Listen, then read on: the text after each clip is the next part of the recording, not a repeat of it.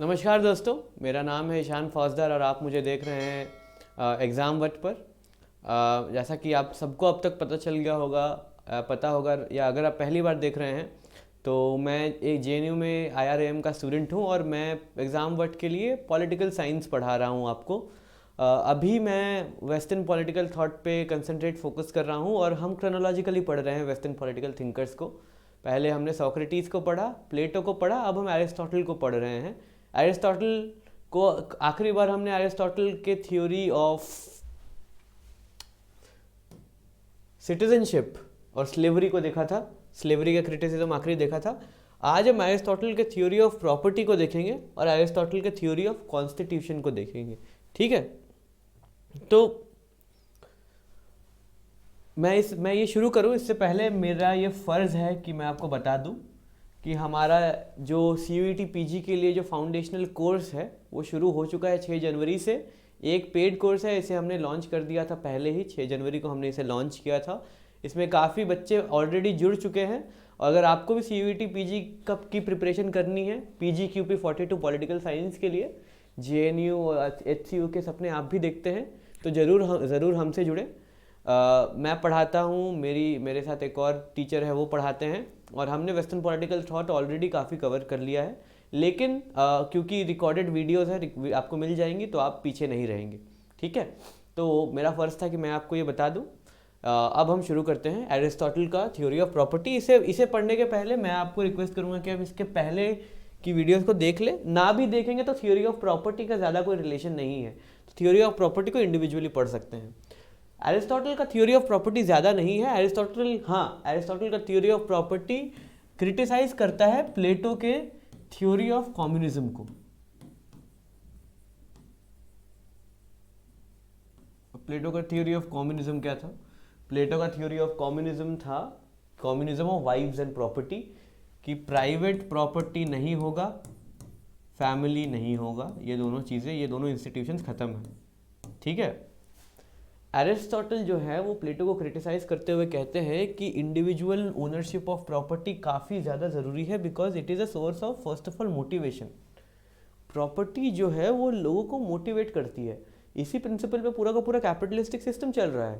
Capitalism क्यों चलता है, मार्केट क्यों चलता है? क्योंकि मार्केट में मोटिवेशन, एक इंसान मोटिवेटेड होता है कि अगर वो मार्केट में ज़्यादा मेहनत करेगा, ज़्यादा पैसा लगाएगा, ज़्यादा एंडेवर करेगा तो उससे मार्केट उसे रिटर्न देगा। एक मोटिवेशन है, वो मार्केट से प्रॉपर्टी गेन कर पाएगा। प्रॉपर्टी, पैसा भी प्रॉपर्टी होता है। Property is a very large term. तो property is a source of motivation जिसके थ्रू काम होगा। मोटिवेशन होगा नहीं तो मार्केट चलेगा कैसे? अगर मोटिवेशन होगा नहीं तो आप स्कूल क्यों जाएंगे? इसीलिए सुबह उठ के स्कूल जाने का और कॉलेज जाने का मन नहीं करता कभी कभी, क्योंकि मोटिवेशन ही नहीं होता जाने का। हाँ, अगर कई तरह से मोटिवेशन आप बना सकते हैं। कुछ लोग इसीलिए जाते हैं क्योंकि उनके स्पेशल वंस होते हैं यूनिवर्सिटी में, तो उनको मोटिवेशन होता है, वो एक दूसरे तरीके का मोटिवेशन है। लेकिन मोटिवेशन तो मोटिवेशन है और मोटिवेशन आपको काम करने के लिए कंपेल करता है। इसीलिए जो प्रॉपर्टी होती है, इंडिविजुअल ओनरशिप ऑफ प्रॉपर्टी, वो एक सोर्स ऑफ मोटिवेशन है। प्रॉपर्टी एक सोर्स ऑफ अचीवमेंट है। ये हमें एक सेंस देती है कि हमने कुछ अचीव किया है। हमारा खुद का, हमने अगर कोई प्रॉपर्टी खरीदी तो अचीवमेंट का हमें एक रीइंफोर्समेंट मिलता है, पॉजिटिव रीइंफोर्समेंट। ठीक है, जिससे कि हमें लगता है कि हाँ कुछ हुआ है, हम आगे भी और कर सकते हैं, जिससे हम और आगे कदम बढ़ाते हैं। ठीक है, फाइनली ये प्रोडक्टिविटी बढ़ाता है हमारा और सोशल स्टेबिलिटी भी आती है इससे। ठीक है, प्रॉपर्टी जो है का एक कंसेप्शन ये जो है गोल्डन मीन वाला, मैंने आपको काफ़ी बार कहा है कि जब भी आप एरिस्टोटल को पढ़ें तो इस चीज़ को कभी ना भूलें, गोल्डन मीन। और गोल्डन मीन प्रॉपर्टी में कैसे आता है? एरिस्टोटल कहते हैं कि प्रॉपर्टी कितनी होनी चाहिए। किसी के पास बहुत प्रॉपर्टी नहीं होनी चाहिए, लेकिन किसी के पास एकदम प्रॉपर्टी ना हो, ये भी ना हो, एक्सट्रीम ना हो, बीच में हो, इनफ प्रॉपर्टी हो। वो बीच वाला जो बीच में, मतलब ज़्यादा भी ना हो, बिल्कुल कम भी ना हो, इनफ प्रॉपर्टी हो ताकि काम चले। ठीक है, उतनी प्रॉपर्टी होनी चाहिए। Person should neither have extreme wealth nor no wealth at all. Moderate amount of wealth चाहिए। ये मॉडरेट वेल्थ जो है यही तो गोल्डन मीन है। गोल्डन मीन क्या होता है, फिर से मैं आपको बताऊं तो इधर है 10,000 करोड़ रुपए, 10,000 करोड़ रुपए, इधर है 50 रुपए पर महीने। एक्सट्रीम, हमें बीच में आना है। अरे भाई हाँ, हमें ये बीच चाहिए, 40,000 रुपये या 50,000 रुपये महीने, 50,000 रुपये महीने, या डिपेंडिंग ऑन कहाँ आप रहते हैं, डिपेंडिंग ऑन द सिटी। एक हम्बल अमाउंट होना चाहिए जिससे ज़िंदगी अच्छे से चल जाए, ना ज़्यादा बड़ा ना ज़्यादा कम। एक्सट्रीम नहीं, गोल्डन मीन होना चाहिए प्रॉपर्टी का, ठीक है। जो सरप्लस है जिसके पास, उसे सोशल यूज़ के लिए दे देना चाहिए, बिकॉज आफ्टर ऑल जो हम ह्यूमंस हैं, we are political and social animals. तो हमें, और पॉलिटिकल एंड सोशल एनिमल्स क्यों है, क्योंकि रीजन एक्शन करना है। रीजन एक्शन करना है तो स्टेट में डिबेट करना पड़ेगा, स्टेट में डिबेट करेंगे तभी तो रीजन एक्शन परफॉर्म कर पाएंगे। तो we are political and social animals, जैसा कि मैंने आपको समझाया था आखिरी वीडियो में, आखिरी वीडियो में उसमें। तो सोशल यूज़ के लिए सरप्लस प्रॉपर्टी हमें दे देनी चाहिए। और ये बहुत ही ज़्यादा सिमिलर है गांधीयन आइडिया ऑफ ट्रस्टीशिप का। गांधीयन आइडिया ऑफ ट्रस्टीशिप क्या है कि किसी के पास अगर सरप्लस प्रॉपर्टी है तो वो उस प्रॉपर्टी का ओनर नहीं है, वो उस प्रॉपर्टी का ट्रस्टी है, और उससे वो प्रॉपर्टी सोशल कॉज के लिए ट्रस्ट पे दे देनी चाहिए। ओनरशिप नहीं है, ट्रस्टीशिप। तो गांधी जी के ट्रस्टीशिप का idea is very similar to Aristotle का आइडिया। एंड गांधी जी जो थे, उन्होंने एरिस्टोटल, प्लेटो, इन सबको पढ़ा था। अपोलॉजी को उन्होंने ट्रांसलेट भी किया था। तो गांधी जी को पता था इन सब आइडियाज़ के बारे में, ठीक है।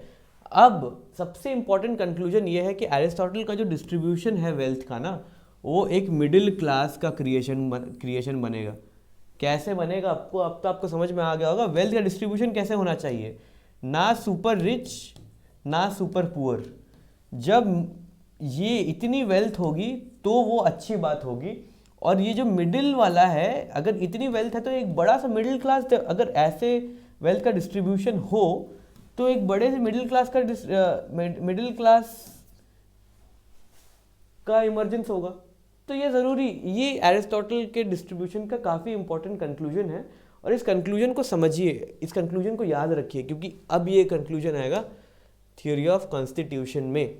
और थ्योरी ऑफ कॉन्स्टिट्यूशन जो है एरिस्टोटल का सबसे इंपॉर्टेंट थ्योरी है, क्योंकि इसी थ्योरी की वजह से एरिस्टोटल को फादर ऑफ पॉलिटिकल साइंस कहा जाता है।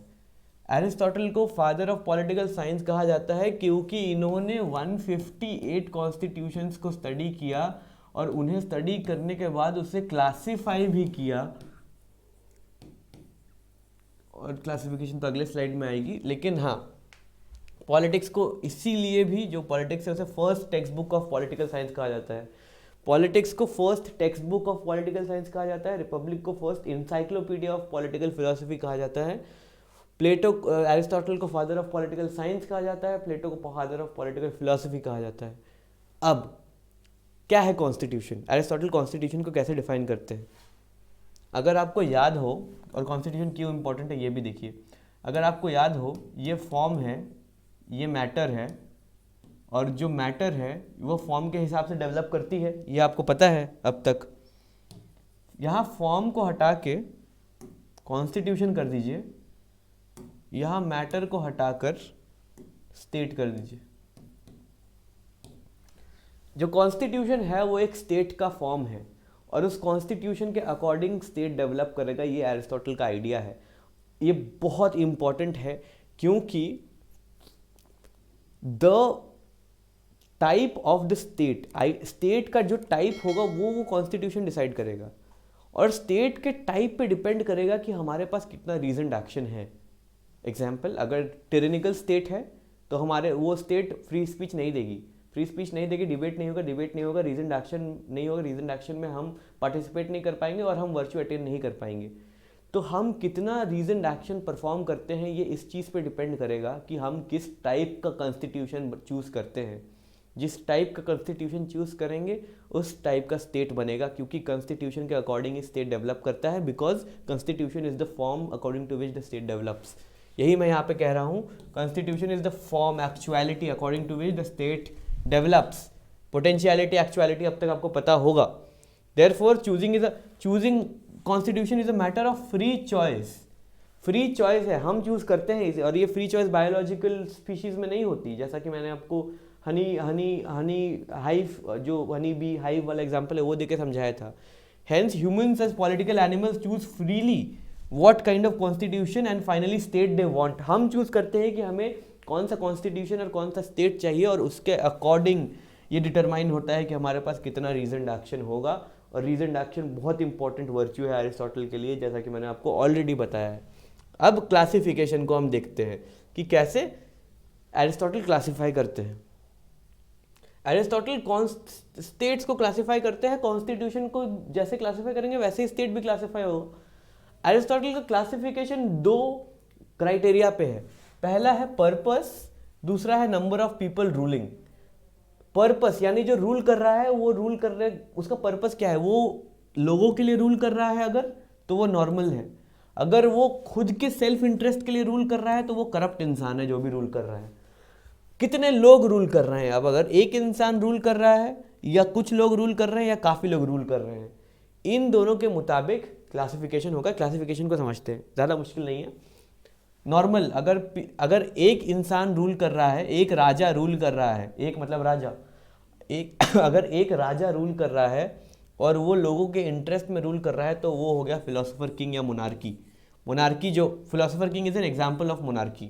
मोनार्की जो है वो बेस्ट फॉर्म ऑफ गवर्नमेंट है। ये अच्छा फॉर्म है, ये अच्छा, बुरा और सबसे बुरा, ये सबसे बुरा, उससे कम बुरा, उससे कम बुरा, ये जितना ये वाला जो पार्ट है ना, ये सारे गवर्नमेंट्स परवर्टेड गवर्नमेंट्स हैं। ये सेल्फ इंटरेस्ट के लिए रूल करते हैं, ये लोगों के लिए रूल नहीं करते, ठीक है। तो अगर लोगों के लिए राजा रूल कर रहा है तो वो मोनार्की है, खुद के लिए रूल कर रहा है तो टिरेनी है। ये सबसे बुरा फॉर्म ऑफ गवर्नमेंट है, क्योंकि यहाँ तो रीजन एक्शन होगा ही नहीं। अगर कुछ लोग रूल कर रहे हैं और वो लोगों के इंटरेस्ट में रूल कर रहे हैं तो वो एरिस्टोक्रेसी है। ये सबसे बेस्ट गवर्नमेंट है मोनार्की। सेकंड बेस्ट गवर्नमेंट है एरिस्टोक्रेसी, क्योंकि कुछ लोग लोगों के हित में रूल कर रहे हैं। अगर वो खुद के लिए रूल कर रहे हैं तो ओलिगार्की, ठीक है। फाइनली अगर काफी लोग रूल कर रहे हैं और लोगों के हित में रूल कर रहे हैं तो वो हो गया पॉलिटी, और अगर वो लोगों के हित में रूल नहीं कर रहे हैं तो वो हो गया डेमोक्रेसी, ठीक है। एरिस्टोटल के अकॉर्डिंग पॉलिटी जो है वो सबसे अच्छा फॉर्म ऑफ गवर्नमेंट है। ये एक बहुत फेमस स्टेटमेंट है, Aristotle's ideal state is Plato second best state. क्योंकि प्लेटो का सबसे बढ़िया स्टेट कौन था, फिलोसोफर किंग। लेकिन फिलोसोफर किंग प्रैक्टिकल चीज़ नहीं है, इसलिए एरिस्टोटल उसे वर्च्यू ज़्यादा इंपॉर्टेंस नहीं देते। एरिस्टोटल के लिए वर्च्यू इंपॉर्टेंट है, और वर्च्यू जो होता है वो हमेशा गोल्डन मीन होता है, हमेशा बीच वाला रास्ता हम चुनेंगे। इसीलिए अभी आपको समझ में आएगा कि पॉलिटी जो है वो सेकंड बेस्ट स्टेट इसीलिए है, बेस्ट प्रैक्टिकल स्टेट है, क्योंकि पॉलिटी गोल्डन मीन है।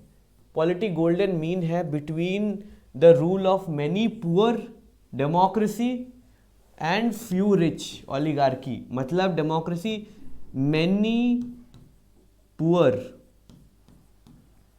और फ्यू रिच के बीच का क्या होगा, मैनी और फ्यू के बीच का, मैनी और फ्यू के बीच होता है सम, रिच और पुअर के बीच होता है मिडिल क्लास। और ये मिडिल क्लास का डेवलपमेंट इसीलिए हो रहा है क्योंकि एरिस्टोटल ने अपने थ्योरी ऑफ प्रॉपर्टी में ऐसे डिस्ट्रीब्यूट किया था ताकि मिडिल क्लास का डेवलपमेंट हो। अब जब कुछ मिडिल क्लास लोग आके रूल करेंगे, कुछ मिडिल क्लास लोग जब आके रूल करेंगे तो उसे हम, वो पॉलिटी है। और पॉलिटी सबसे अच्छी इसीलिए है क्योंकि ये गोल्डन मीन है, बीच वाला रास्ता है। ये डेमोक्रेसी और ओलिगार्की के बीच का रास्ता है पॉलिटी, और इसीलिए ये गोल्डन मीन है। और मिडिल क्लास का रूल है यहाँ पे। मिडिल क्लास कहाँ से आ रही है, उस डिस्ट्रीब्यूशन से। इसीलिए polity is the best practical state, क्योंकि एरिस्टोटल के लिए सबसे वर्चुअस चीज़ होती है गोल्डन मीन, बीच का रास्ता। हम फिलोसोफर किंग सबसे अच्छा फॉर्म ऑफ गवर्नमेंट है, लेकिन हम वहाँ तक पहुँच ही नहीं सकते। It is not practical. Democracy सबसे बुरा फॉर्म ऑफ गवर्नमेंट है। इसके बीच में ओलिगार्की आती है। ओलिगार्की भी बुरी है, डेमोक्रेसी भी बुरी है, लेकिन इसका बीच का जो फॉर्म होता है, बीच से जो हम रास्ता निकालते हैं, that is polity, and that is the best practical form of government for Aristotle. Mixing, ये एरिस्टोटल के इससे हमें ये भी पता चलता है कि यहाँ से हमें मिक्सिंग ऑफ कॉन्स्टिट्यूशंस के बारे में पता चलता है। मतलब पॉलिटिक्स में कुछ एब्सोल्यूट नहीं होता है। ऐसा नहीं है कि ये स्टेट पूरी डेमोक्रेटिक है, ये स्टेट पूरी ऑटोक्रेटिक है, या पूरा डेमोक्रेसी आप बनेंगे तभी आप अच्छे होंगे, पूरा मोनार्की आप बनेंगे तभी आप, ऐसा कुछ नहीं है। Absolutism is not the way of politics. हमेशा कॉन्टिन्यूम में सोचना चाहिए, हमेशा ग्रे एरियाज में। एरिस्टोटल का बेस्ट फॉर्म क्या है? मिडिल पाथ है। It's a mixture of oligarchy and democracy, बीच का रास्ता एरिस्टोटल चुन रहे हैं। वैसे ही हमारे ज़रूरी नहीं है कि डेमोक्रेसी में ओलिगार्किकल एलिमेंट ना हो। डेमोक्रेसी जो है, हम जब जॉन स्टुअर्ट मिल को पढ़ेंगे तो हम पढ़ेंगे majority, tyranny of majority, majority tyranny of majority.